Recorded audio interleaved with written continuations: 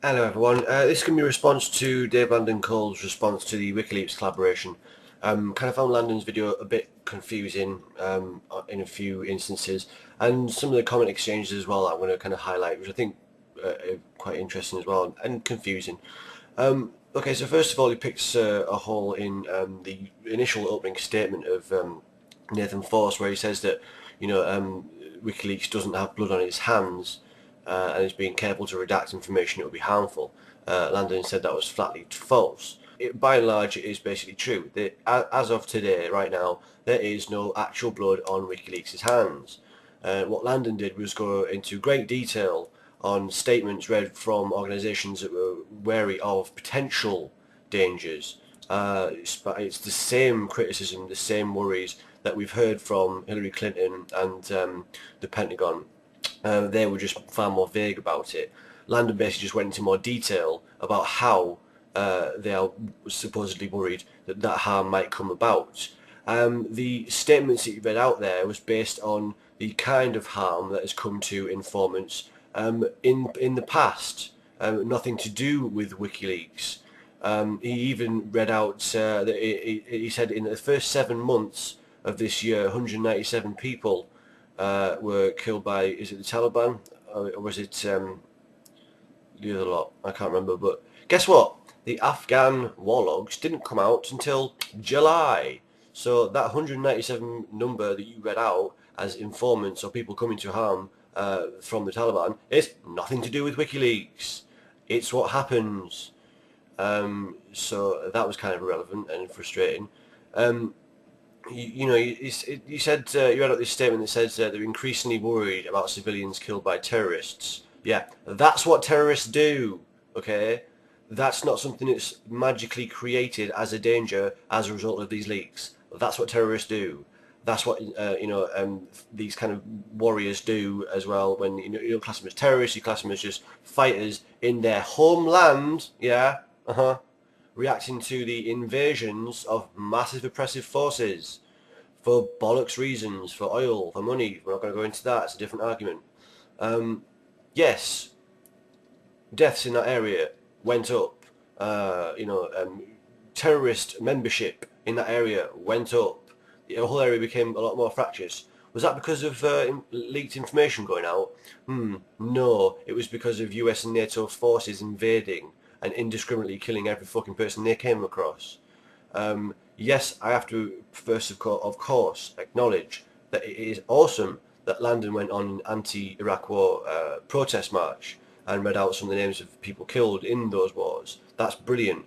This is why I get confused by your position, Landon, because you have spoken out against the war. Over 1 million people so far have been killed as a result of the invasions in total.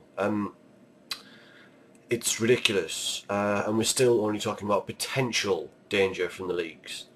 And the detail that you went into does nothing to add to that claim. It's still only a risk of potential worry. Nothing has actually happened yet. Do you not think they'd jump on it in a fucking instance if there was one single, example of anybody coming to harm as a result of the leaks? And of course, these, what you would call terrorist groups, what other people would call freedom fighters, of course they're going to, it depends on your perspective, doesn't it? Of course they're going to say, we will hunt down these informants. Of course, what are they going to do? Are they going to come out and say, yeah, we can't be bothered, yeah, maybe we'll leave it. Actually, we knew they were informants anyway, they were our mates. Actually, they were kind of our opposing warlords, we're not going to bother picking on them. Do you think they're going to say shit like that? No, of course they're going to say, yes, we will hunt them down. Have they done? Has there been any examples? No, there hasn't. If they actually did one, do you not think they'd fucking make a video of it and stick it on fucking YouTube or Al Jazeera? Would they stick it on Al Jazeera, Landon? Would you tell me, please? You probably know more about that than me. You're someone who's gone on Al Jazeera on national TV and said the blanket, fucking simple, blatant statement, the US is obviously not a corrupt place. So you'll forgive me if I'm kind of concerned about where you're coming from on this issue, You're someone who works for a company who is funded by the military machine companies that make the fucking weapons that are being used over there, and not just for the wars that have been, massively financially beneficial to a lot of different companies in the US, but also the proposed installation of a massive defence network throughout Europe, Euro Star Wars. You're funded by those companies. Okay. and yet in the comments section you pick on Nelly Diddle for basically being part of the collaboration, when you said to her, I do have to ask Nelly, if you're not sure of WikiLeaks, why are you asking people to put money in the tin for them? Right, but you don't support the Iraq war, and yet you're working for a company that is partially funded by the fucking companies that make the machinery of this war that you don't like, that you've spoken out of. So that's a bit of fucking unfair, what you said to Nelly Diddle. That's before you take into consideration the fact that we're all complicitly fucking responsible for the thousands of civilian deaths in Iraq, as we pay our taxes that go towards funding these wars. So again, I'd like to take that back, what you said to Nelly, and anybody actually who's tried to support WikiLeaks. You yourself have said they've done lots of good things. Yeah, maybe they haven't been perfect in redacting one of their major leaks, the Afghan one. After that, the Iraq war, they redacted that perfectly. The US government, before it came out, said there was a list of 300 people that they thought was going to be put in danger as a result of the Iraq war leaks. Turns out they were working from their own logs. The logs that they could have helped WikiLeaks to redact. They didn't. WikiLeaks redacted them anyway with the help of media organisations. Not one of those 300 people that the US thought would be put in danger was named. Okay? But they obviously knew exactly which fucking names were in there. They didn't want to get hurt. Why didn't they hand that list over to WikiLeaks if they were actually concerned about safety? It's fucking bullshit, Landon. So I'm going to go over a couple of the comments that I saw because I think they deserve to be heard by a lot of people. One quote is by Divinity, who I don't tend to agree with on too much, but she said this. She says, "Is WikiLeaks sloppy? Yes." Well, I kind of disagree with that. I think once it was sloppy in the Afghan war logs. Although, as of yet, again, not one single piece of evidence that shows that sloppiness had any kind of effect whatsoever on anybody, right? Other than the reputations of the motherfuckers that have been doing this shit. Anyway, she says, has it been sloppy? Yes, but sometimes it takes a bit of chaos introduced to an oppressive order to wake people up. Damn Skippy. Rainbow Smite, another comment, she says, you can sit in your cushy home. I've watched friends and family slip into poverty. I myself live in poverty.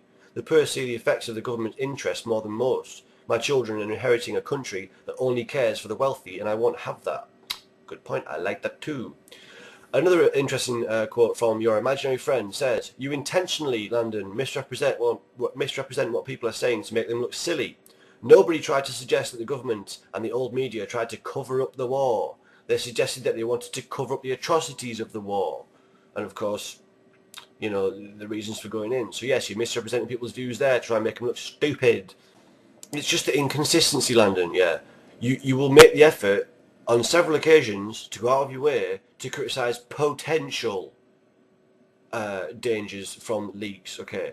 But where is the criticism of the actual dangers that has been created, the actual problems, the actual the actual atrocities that have been committed by our governments, by NATO, who you're supposed to be a fucking advisor for? Do you advise them of?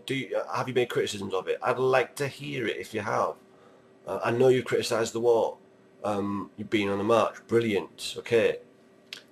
That's not too much of a fucking, badge of honour, really, though. There's not too many people who actually do fucking support the wars, yeah? Even people on the right, people across the fucking political spectrum have opposed the wars. Even fucking someone like Moonlit Knights opposes the fucking wars. So that's not really selling your position too much. And one of the other things that I just want to quickly mention, because I don't want this video to be too long, is another thing that confuses me is, yes, you have opposed the Iraq war, you've been on marches against it, you've spoken out against it, all that stuff, okay. And yet you post a link to an article by Christopher Hitchens, who criticises Assange and WikiLeaks, and the articles, and you know that Hitchens is a fucking warmonger. So why are you taking... I don't get that. That kind of doesn't really fit for me.